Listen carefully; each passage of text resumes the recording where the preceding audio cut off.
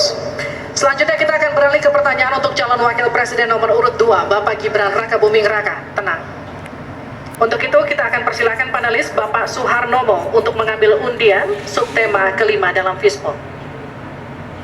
Silakan diperlihatkan ke calon wakil presiden dan ke moderator Bapak.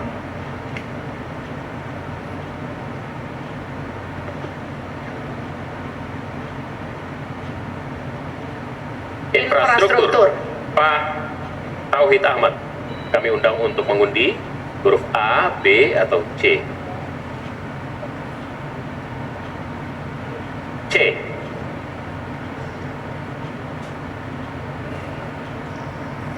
Infrastruktur huruf C.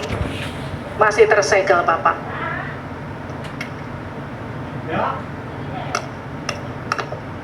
Mohon didengarkan dengan seksama karena kami hanya akan membacakan satu kali pertanyaan untuk Bapak Gibran Rakabuming Raka dengan subtema infrastruktur.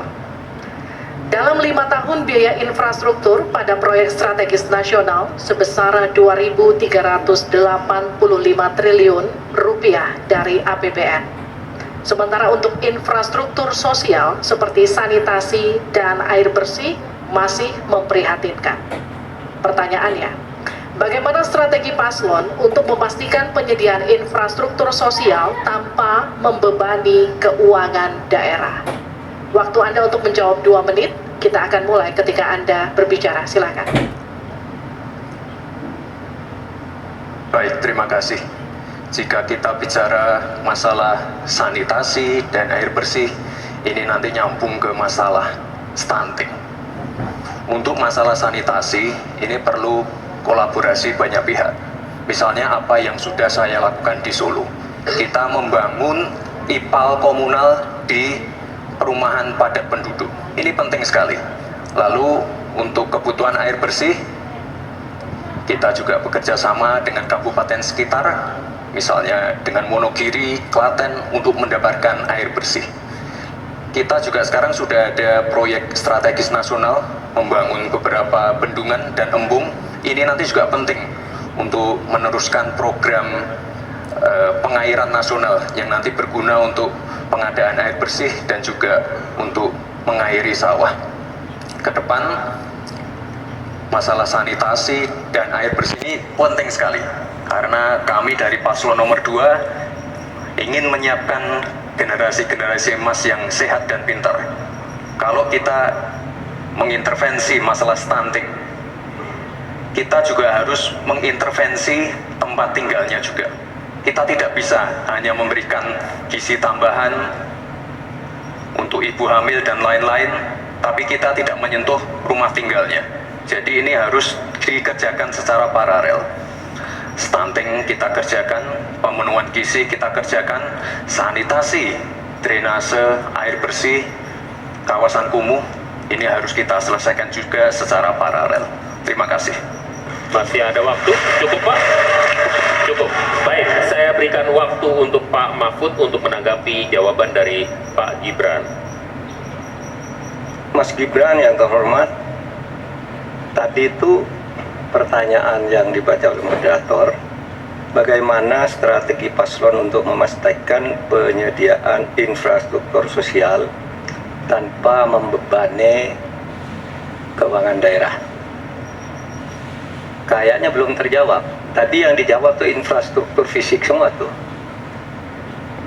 Infrastruktur itu kan ya ada infrastruktur sosial, ya itu yang penting. Kemudian regulasi. Bagaimana Anda menyiapkan regulasi sekarang ini agar semua itu bisa berjalan dengan baik?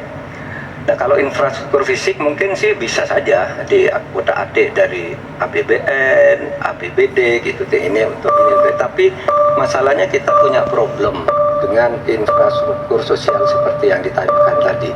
Nah, itu saya kira yang perlu dijelaskan lebih jauh. Selesai. Waktu Anda habis, Pak. Baik, kita akan ke calon wakil presiden nomor urut 1, Bapak Muhaimin Iskandar untuk menanggapi. Waktunya 1 menit. Infrastruktur yang disampaikan Pak Gibran menjadi bagian dari yang perlu disediakan.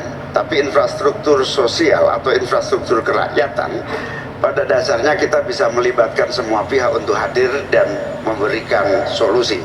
Contohnya infrastruktur gedung-gedung sekolah yang memberikan kesehatan, kecerdasan bagi masa depan anak didik kita.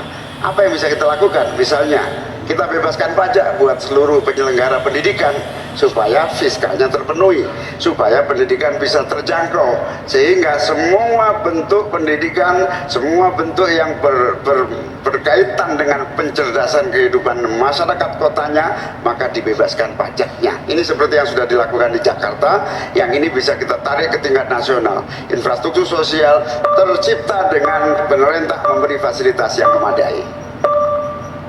Cukup, Cukup Pak? Bapak? Cukup. Baik. Kita stop, countdown. Tenang. Saya berikan kembali waktu untuk Pak Gibran untuk menanggapi atas tanggapan dari Pak Mahfud dan Pak Muhaimin. Baik, terima kasih. Mungkin Prof. Mahfud dan Gus Muhaimin kurang paham dengan apa yang sudah saya paparkan. Saya tadi juga bicara masalah infrastruktur sosial, stunting itu loh Pak. Ya, tapi nggak apa-apa, saya perjelas lagi. Kita punya program makan siang gratis. Banyak yang nyinyir, tapi sekali lagi Pak, program makan siang gratis ini adalah investasi menuju Indonesia emas. Program makan siang gratis 400T ini adalah stimulan untuk ibu-ibu, warteg-warteg, warung-warung, catering-catering yang ada di daerah. Bayangkan 400T mengucur ke daerah-daerah. Semua ibu-ibu ikut memasak makan siang untuk anak-anak kita. Itu Pak yang saya maksud dengan infrastruktur sosial. Program makan siang gratis, investasi ke depan untuk menuju Indonesia emas. Terima kasih.